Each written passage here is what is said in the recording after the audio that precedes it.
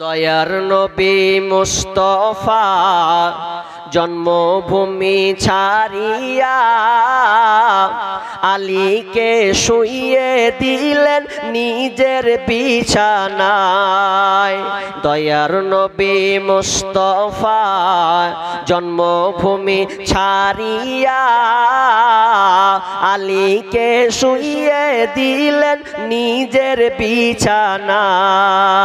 কাফেররা সব দলে দলে নবীজিকে মারব বলে, কাফেররা সব দলে দলে নবীজিকে মারব বলে সারা রাত্রি চারিদিকে ছিল পাহারায়।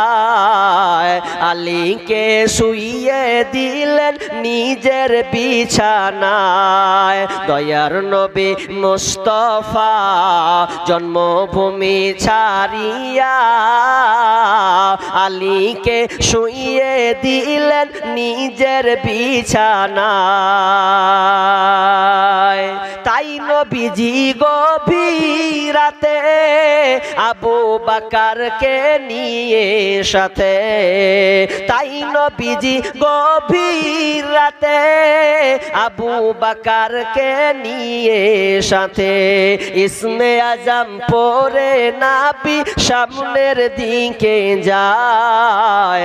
আলীকে শুইয়ে দিলেন নিজের বিছানায়। দয়ার নবী মুস্তাফা জন্মভূমি ছাড়িয়া আলীকে শুইয়ে দিলেন নিজের বিছানায়। আসসালামু আলাইকুম। এখন পর্যন্ত যে ভাইরা খাবার খাননি, আমাদের ডেলিগেট কাউন্টার খোলা আছে, আপনারা ডেলিগেটে কেটে আপনারা খাবার খেতে পারুন। এবং যেটারা দাওয়াতনামা নিয়ে এসেছেন এখনো খাবার খাননি, আপনারা খাবার খেতে পারুন, কেন যে রাত্রি অনেক ঘনিয়ে এসেছে, আমাদের কাউন্টার বন্ধ হয়ে যাবে না হলে।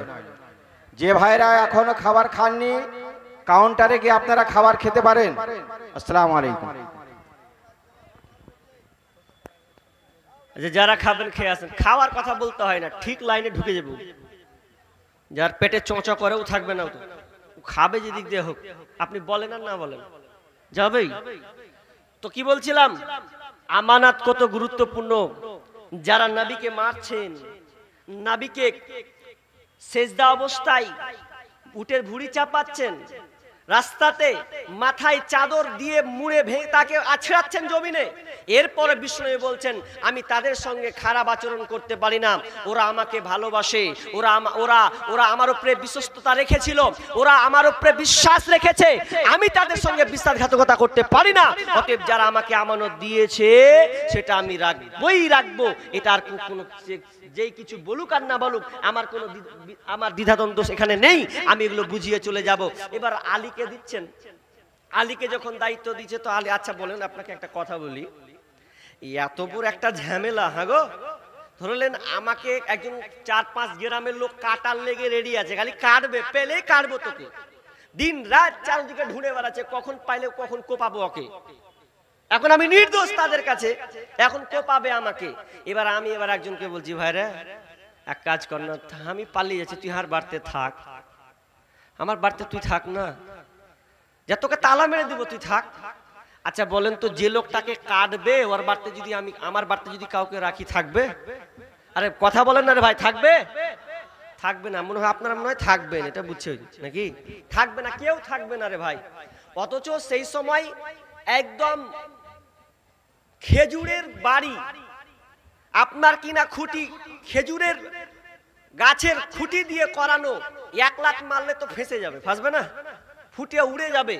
এরপরেও আলীকে দায়িত্ব দিচ্ছেন, আর আমাকে যদি দেওয়া হয় এই বর্তমান যুগেও এই টাইলসওয়ালা বাড়িতেও দিলেও, আপনার কিনা সিসি ক্যামেরা থাকা সত্ত্বেও মনে হবে একবার যদি ইঁদুরটা খালি একটু লাফায় তো খালি টাং করবে, ইঁদুর কোন দিকে কে ঢুকলো নাকি। ইঁদুর যদি লাফায় তো আপনি আগে 2 গ্লাস পানি খেয়ে বসে থাকবেন, কি হবে হালাত, থাকবেন না তো আপনি। অথচ আলীর কত বিশ্বাস, নবীকে কত ভালোবাসেন, নবীর প্রতি কত তার ভালোবাসা, কতটা বিশ্বাস তার উপরে। যখন বিশ্বনবী বললেন, আলী রে আমি মক্কা থেকে মদিনায় চললাম, তবে শোনো আলী, যেমন সকাল হবে তুমি যতগুলো আমানত তোমাকে আমি অর্পণ করলাম, এগুলো সব সকালে যার যার যার যার জিনিস তুমি দিয়ে দেবে, যত তুমি এগুলো তুমি ঠিকভাবে তুমি দিয়ে দেবে। যখনই বিশ্বনবী এই কথা বললেন, তখন আলীর একটা আপনার কনফার্ম হয়ে গেলেন, বিশ্বনবী যেহেতু বলেছে সকালে আমি বিলি বন্টন করব রে, তাহলে আমি এর উপরে বিশ্বাস থেকে গেলাম, যতক্ষণ পর্যন্ত আমি এই মাল বন্টন না করব ততক্ষণ পর্যন্ত এই কাফের মুশরিকরা আমার কিছুই করতে পারবে না। কারণ মুশরিকরা পর্যন্ত, কাফেররা পর্যন্ত জানতো বিশ্বনবী যেটা মুখ দিয়ে ব্যবহার করবে সেটা কিন্তু কোনোদিন মিথ্যা হতে পারে না, কারেক্ট সত্যই সত্যই সত্যই। কি করে শুনুন, আপনাকে একটা হাদিস বলে, আপনার কিনা ওলীদ ইবনে মুগীরা, ওলীদ ইবনে মুগীরা একজন কোটিপতি পাইতা, আপনার টাকাওয়ালা আছে, আপনার কিনা মক্কা নগরীর একজন নেতা ওলীদ বিন মুগীরা।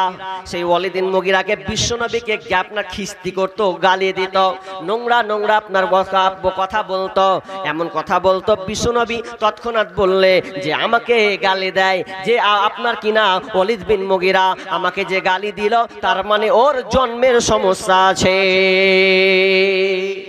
কাফেররা বিশ্বনবীকে কতটা বিশ্বাস করছেন আপনাকে বুঝাচ্ছি।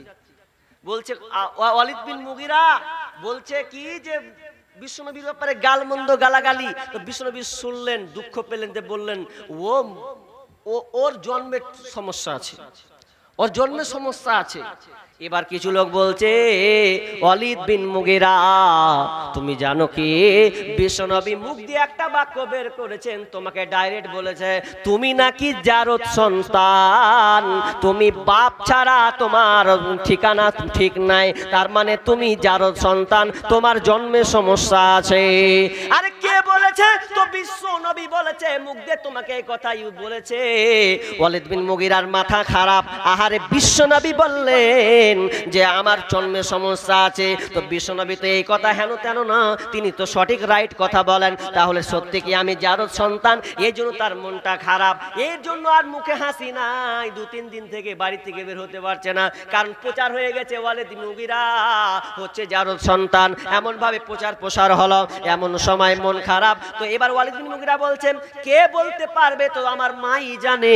মা তাহলে বলতে পারবে, আমাকে মায়ের কাছে যেতে হবে, আমি নাকি জারদ সন্তান, এটা মা আমাকে বলবে। এবার মায়ের কাছে গিয়ে যাচ্ছে, এমন সময় মা বলছে, বেটা রে তোর মনটা কেন খারাপ, তুই চিন্তিত মন কেন, তুই যেন দিনে দিন শুকিয়ে যাচ্ছিস, যেন ঠিক মতন খাবার খাচ্ছিস না, কি হয়েছে বল? বলছে মা বিশ্বনবী আমাকে একটা কড়া কথা বলে দিয়েছে। কি বলেছে রে বেটা?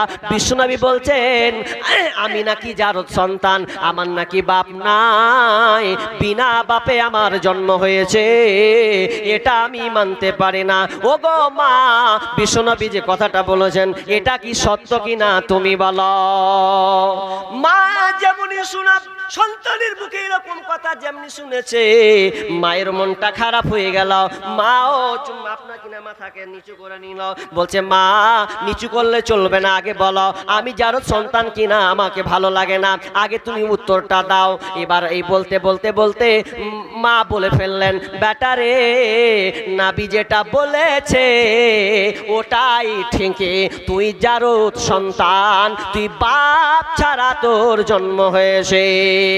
শুনেলে তোর কিভাবে জন্ম হলো? শুনেলে তোর বাপ, তোর জন্মের আগে তোর বাপ মারা গিয়েছে, কিন্তু দেখলে আমি যেদিন বাড়িতে ছিলাম বিশাল ঝড় বৃষ্টি হচ্ছে, এমন সময় ঝড় বৃষ্টি হতে হতে হতে তোর চাচা ঘরে ঢুকলো, ঘরে ঢুকলো তো ঢুকলো, হুড়কা লাগালো, দরজা লাগালো, সারা রাত লম্বা ঝড় বৃষ্টি, আমরা এক জায়গায় নির্জনে হয়ে গেলাম, কুকর্মে লিপ্ত হয়ে গেলাম। আমরা কুকর্ম যেমন হলাম, এর বিনিময়ে আমি প্রেগনেন্ট হয়ে গেলাম, হলাম তো হলাম, তোর জন্ম হয়েছে, তুই হচ্ছি আপনার কিনা ওলীদ বিন মুগীরা।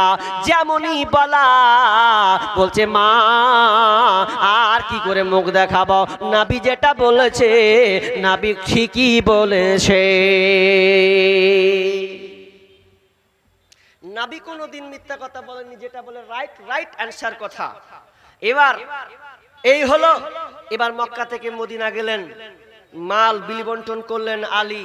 আর একটা কথা বলেছিলেন, আলী তোমার সঙ্গে আমার মদিনায় দেখা হবে।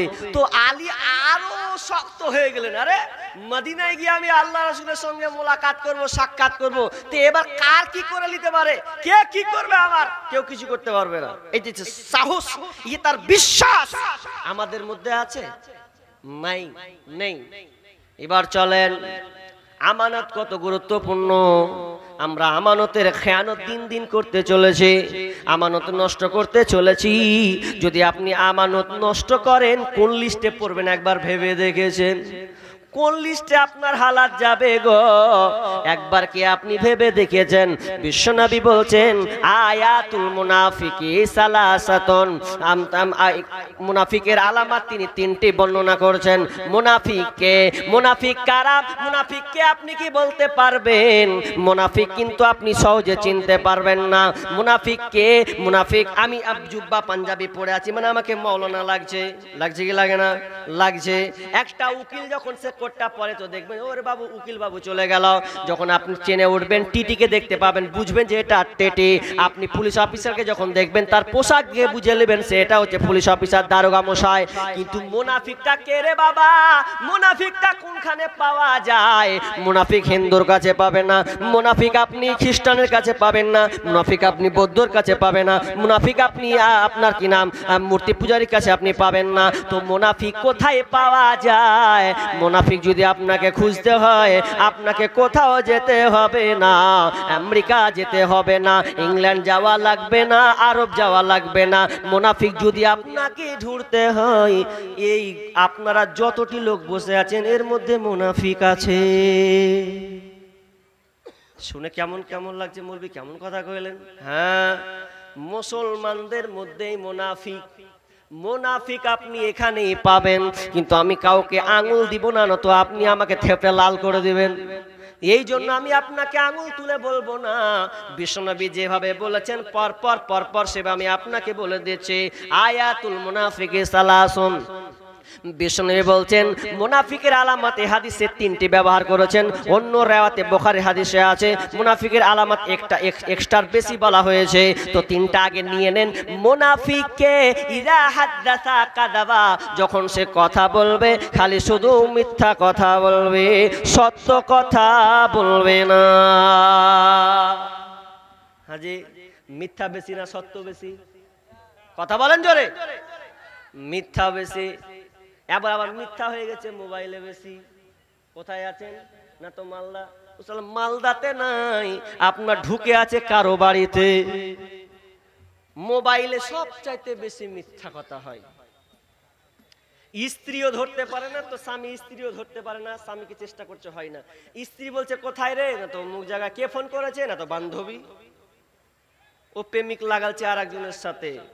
মোবাইলটা এত মিথ্যার প্রসার ঘটিয়েছে বলার কথা নয়। এটা নিউ গজাল এবছরে লিখেছিলাম, গত বছর তো অনেক গজাল বলেছি। এবার নিউ একটা করেছিলাম কি, স্ত্রী স্বামী স্ত্রী মোবাইলে মিথ্যা কথার 6 লাখ এমন ভাবে বৃদ্ধি পেয়েছে যা বলার কথা নয়। চিন্তা করে